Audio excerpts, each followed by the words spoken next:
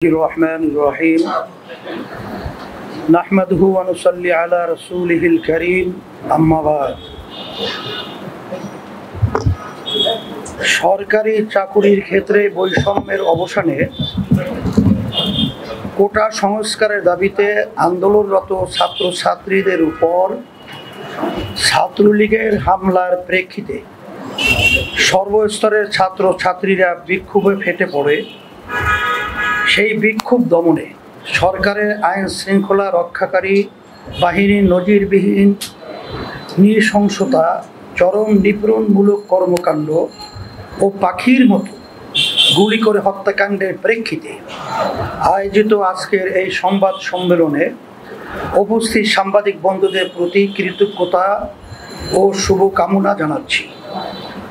প্রিয় সাংবাদিক বন্ধুগণ, শুরুতেই এই ছাত্র আন্দোলনে আত্মোৎসর্গিত সকল নিহতদের রুহের মাগফিরাত কামনা করছি। আহত এবং হতাহতদের পরিবারের প্রতি গভীরভাবে সমবেদনা ও শ্রদ্ধা জানাচ্ছি। যারা অন্যায়ভাবে জুলুম, নির্যাতন, হামলা, মামলা ও হয়রানির শিকার হয়েছেন বা হচ্ছেন, তাদের পাশে দাঁড়ানোর জন্য সকলকে আহ্বান করছি। যেসব সাংবাদিক বন্ধু হতাহত হয়েছেন তাদের প্রতিও শ্রদ্ধা, সমবেদনা ও সমর্থন জানাচ্ছি। প্রিয় সাংবাদিক বন্ধুগণ, ঘটনা প্রবাহ আপনারা জানেন, 2018 সালে ব্যাপক ছাত্র বিক্ষোভের মাধ্যমে সমাধাকৃত একটি বিষয়কে অপ্রাসঙ্গিকভাবে সামনে আনা হলো। শিক্ষার্থীরা যখন এর প্রতিবাদে রাস্তায় নামাসহ নিয়মতান্ত্রিক আন্দোলন চালিয়ে যাচ্ছিল, তখন সরকারের শীর্ষ নেতৃত্ব শিক্ষার্থীদের তুচ্ছ তাচ্ছিল্য করে বক্তব্য দেন। প্রকারান্তরে শিক্ষার্থীদের রাজাকারের নাতিপুতি বলে অভিহিত করেন। সরকার দলীয় সাধারণ সম্পাদক জনাব ওবায়দুল কাদের শিক্ষার্থীদের উপরে ছাত্রলীগকে লেলিয়ে দেন। ক্যাম্পাসগুলোতে 71-এ হানাদারদের নমুনায় রাষ্ট্রীয় বাহিনী দিয়ে হামলা করা হয়। ছাত্রী নির্যাতন সহ নির্মম সহিংসতা চালানো হয়। তৎপরবর্তীতে সেই আন্দোলন বড় আন্দোলনের রূপ নেয়, যা এক পর্যায়ে ক্যাম্পাস ছাড়িয়ে সারা দেশে ছড়িয়ে পড়ে। দেশের সকল স্তরের সাধারণ মানুষ স্বপ্রণোদিত হয়ে রাস্তায় নেমে আসেন। এই জনবিস্ফোরণ দমনে আওয়ামী সন্ত্রাসী বাহিনী ও দলদাস পুলিশ নির্বিচারে হামলা, গুলি ও বিষাক্ত গ্যাস ছড়িয়েও ব্যর্থ হয়ে হেলিকপ্টার থেকে বিষাক্ত গ্যাস নিক্ষেপ ও গুলি করে বর্বরোচিত হামলার নজির স্থাপন করে। মানব ইতিহাসের জঘন্যতম হিংস্র ইসরায়েলিরা ছাড়া নিরস্ত্র জনতার উপরে হেলিকপ্টার থেকে গ্যাস নিক্ষেপ ও গুলি করার নজির আর আছে বলে আমরা জানি না। এই সরকার অভিশপ্ত ইসরায়েলিদের অনুকরণে ছাত্র গণজাগরণ দমন করার চেষ্টা করেও চরমভাবে ব্যর্থ হয়। প্রিয় সাংবাদিক বন্ধুগণ, তারপরে ঘটনা প্রবাহ আপনারা জানেন। কারফিউ জারি করে দেশের গৌরব ও অহংকার, বিশ্ব শান্তি রক্ষায় অগ্রপথিক সেনাবাহিনী মোতায়েন করা হয়। আমরা অবাক বিস্ময় দেখি যে বাহিনী বিশ্বজুড়ে মানুষের শান্তির জন্য নিজেদের জীবন উৎসর্গ করে, সেই বাহিনী বিভিন্ন স্থানে ব্যাংকার বানিয়ে নিজ দেশের নিরস্ত্র নিরীহ মানুষের দিকে রাইফেল তাক করে আছে। জাতিসংঘের সাদা রং বিশ্বজুড়েই শান্তি ও নিরাপত্তার প্রতীক হয়ে দাঁড়িয়েছে। সেই জাতিসংঘের লোগো সম্বলিত সাদা সাজোয়া দান ব্যবহার করা হয়েছে স্বাধীন সার্বভৌম বাংলাদেশের ভবিষ্যৎ কোমলমতি ছাত্রছাত্রীদের যৌক্তিক দাবি আদায়ের আন্দোলন দমন করার জন্যে।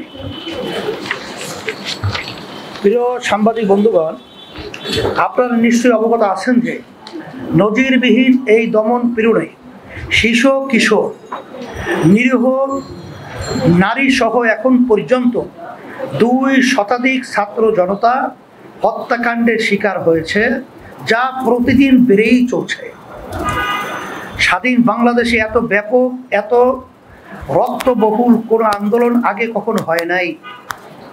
আন্দোলন প্রতিহত করতে গিয়ে এই সরকার পোড়া মাটি নীতি গ্রহণ করেছে এবং জনতার উপরে ইসরায়েলি স্টাইলে বর্বর নির্মমতা চালিয়েছে। কোনো সভ্য স্বাধীন দেশে জনতার সাথে এই ধরনের নির্মমতা চালানো যায় না।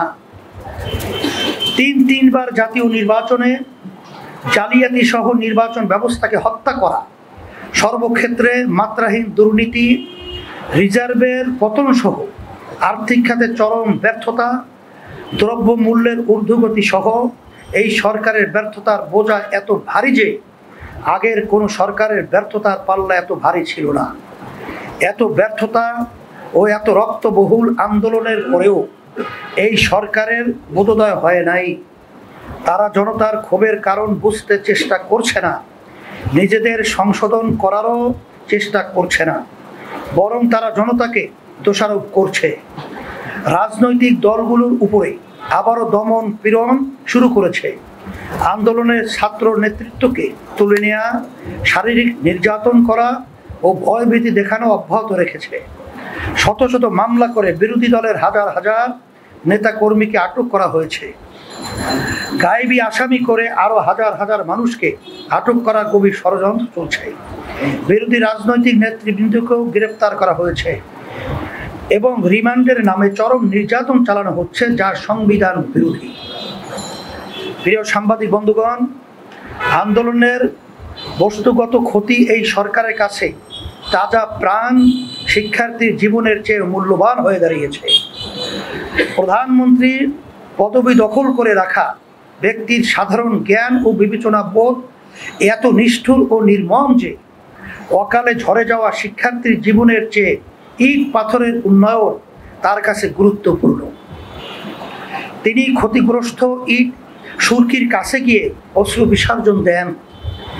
তার এসব নাতিকীয় কান্না জাতির কাছে উপহাসের খোরাক জুগিয়েছে, অথচ তারই অবিবেচনা প্রসূত মন্তব্য এই আন্দোলনের অনলে ঘি ঢেলেছে।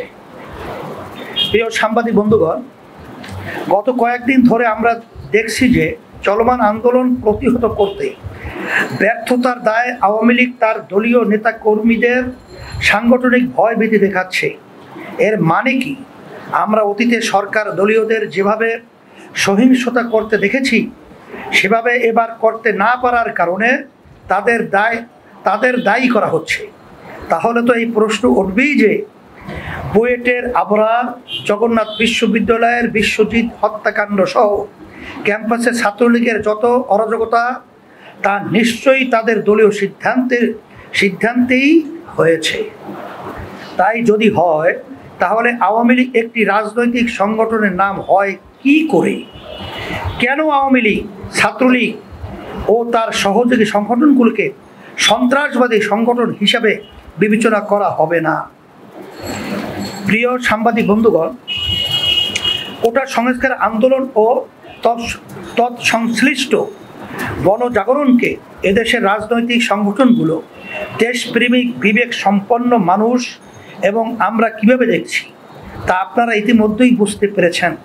আজ আমরা স্পষ্ট করে বলছি যে গত 1 জুলাই থেকে শুরু করে যে আন্দোলন, তা একটি ঐতিহাসিক ছাত্র আন্দোলন, যা একটি অত্যাচারী অবৈধ স্বৈরাচারের বিরুদ্ধে দেশের ছাত্র জনতা সহ সর্বসাধারণের স্বতঃস্ফূর্ত অংশগ্রহণে সংগঠিত হয়েছে। এই আন্দোলনে যারা নিহত আহত হয়েছেন, তারা জাতির ইতিহাসে বীর ও সংগ্রামী যোদ্ধা হিসেবে স্মরণীয় ও বরণীয় হবেন। আমরা স্পষ্ট করে জানাতে চাই যে যৌক্তিক অধিকারের দাবিতে শুরু হওয়া একটি ছাত্র আন্দোলনকে এই মাত্রায় নেয়ার সম্পূর্ণ দায় সরকার প্রধান ও তার দলের। ছাত্রদের কোটা সংস্কার সংক্রান্ত যে দাবি সরকার আদালতের মাধ্যমে মেনে নিয়েছেন, এই পদক্ষেপ ছাত্র আন্দোলনের শুরুতেই গ্রহণ করলে এত প্রাণ ক্ষয়, এত হানাহানি কোনো সম্ভাবনাই ছিল না। কিন্তু সরকার প্রধান, দলীয় সাধারণ সম্পাদক কর্তৃক ছাত্রদের অসম্মানজনক অবজ্ঞা ও উস্কানিমূলক কথাবার্তা বলে আন্দোলনকে বিপজ্জনক মাত্রায় নিয়ে গেছেন। এই আন্দোলনে যেভাবে মানুষ হত্যা হয়েছে তা পরিষ্কার গণহত্যা, যার দায় সম্পূর্ণভাবে প্রধানমন্ত্রীর পদদখলকারী শেখ হাসিনা, তার মন্ত্রী পরিষদ ও তার দল আওয়ামী লীগকে বহন করতে হবে এবং দেশবাসীর নিকটে এর জন্য তাদেরকে জবাবদিহি করতে হবে। প্রিয় সাংবাদিক বন্ধুগণ, আমরা দেশের জনপ্রশাসন, আইন শৃঙ্খলা বাহিনী এবং সেনাবাহিনীকে আবারও স্মরণ করিয়ে দিতে চাই যে দল ও ব্যক্তির চেয়ে দেশ বড়। বাংলাদেশ একটি গণপ্রজাতন্ত্রী রাষ্ট্র, জনগণের পরম অভিপ্রায় এই রাষ্ট্র গঠিত। আপনারা সবাই গণপ্রজাতন্ত্রী রাষ্ট্রের সেবা করার জন্য আইন ও নীতিগতভাবে প্রতিশ্রুতিবদ্ধ। ফলে কোনো অবস্থাতেই আপনারা জনগণের বিরুদ্ধে দাঁড়াতে পারেন না, কোনো অবস্থাতেই জনগণের বুকে গুলি চালাতে পারেন না। কারণ আপনাদের মনে থাকা উচিত যে পোশাক পরিধান করে এবং যে অস্ত্র দিয়ে জনতার বুকে গুলি করেছেন তা সেই জনগণের টাকাতেই কেনা। হ্যাঁ, আমরা জানি যে রাষ্ট্রীয় শৃঙ্খলা রক্ষায় আপনারা সরকারের আদেশ মানতে বাধ্য, কিন্তু আপনাদের তো জানা আছে যে এই সরকার জনতার ম্যান্ডেট নিয়ে গঠিত না। ফলে এই সরকারের ব্যক্তিবর্গ তো আপনাদেরকে দেখা মাত্র গুলি করার আদেশ দেওয়ারই ক্ষমতা রাখে না। ফলে আপনারা যা করেছেন তা যে কোনো বিবেচনাতেই ন্যায়সঙ্গত হয় নাই। প্রিয় সাংবাদিক বন্ধুগণ, আপনাদের মাধ্যমে আমরা এই সরকারকে সতর্ক করে দিতে চাই যে এই সরকার যে গণহত্যা ঘটিয়েছে এবং হাজার হাজার মানুষকে আহত করেছে, তার একমাত্র সমাধান হচ্ছে এই সরকারের পদত্যাগ। তাই বলবো, আপনারা অবিলম্বে পদত্যাগ করুন এবং জাতীয় সরকারের হাতে ক্ষমতা হস্তান্তর করুন। এছাড়া আপনাদের কাছে আর কোনো দাবি নাই, কারণ খুনির কাছে খুনির বিচার চাওয়া যায় না। তারপরেও বলি, সেনাবাহিনীকে দ্রুতই বেরাকে ফিরিয়ে নিন। হত্যাকাণ্ডে যারা সরাসরি জড়িত তাদেরকে চিহ্নিত করে দৃষ্টান্তমূলক শাস্তির ব্যবস্থা করুন। ছাত্র আন্দোলনের সমন্বয়কদের নির্যাতন, হয়রানি তুলে নেওয়া বন্ধ করুন। নির্বিচারে গ্রেপ্তার বন্ধ করুন। রাজনৈতিক নেতৃবৃন্দকে আটক করা, রিমান্ডে নেওয়া বন্ধ করুন। নিহতদের পরিবারকে যথাযথ রাষ্ট্রীয় ক্ষতিপূরণ দিন। আহতদের চিকিৎসার ব্যবস্থা করুন এবং পঙ্গুদের পুনর্বাসনের ব্যবস্থা করুন। শিক্ষা প্রতিষ্ঠান খুলে দিন এবং ক্যাম্পাসে অস্থিতিশীল পরিবেশ সৃষ্টিকারী ছাত্র নামধারী সন্ত্রাসীদের নিষিদ্ধ ঘোষণা করুন। তথ্য প্রবাহ অবাধ করে দিন। ইতিহাস থেকে শিক্ষা নিন, অন্যথায় আপনাদের জন্য ভয়াবহ পরিণতি অপেক্ষা করছে। প্রিয় সাংবাদিক বন্ধুগণ, রাজনৈতিক সংগঠনগুলোর মধ্যে এই সরকারের পতনের এক দফা দাবি নিয়ে ঐকমত্য রয়েছে। আমরাও সরকার পতনের এক দফা দাবিতে একমত ছিলাম এবং আছি। এই জনবিচ্ছিন্ন ব্যর্থ সরকারকে পদত্যাগে বাধ্য করার লক্ষ্যে দেশের সকল রাজনৈতিক দল, বুদ্ধিজীবী ও পেশাজীবী সংগঠন সহ দলমত নির্বিশেষে সর্বস্তরের দেশপ্রেমিক জনগণকে একতা গড়ে তোলার আহ্বান করছি।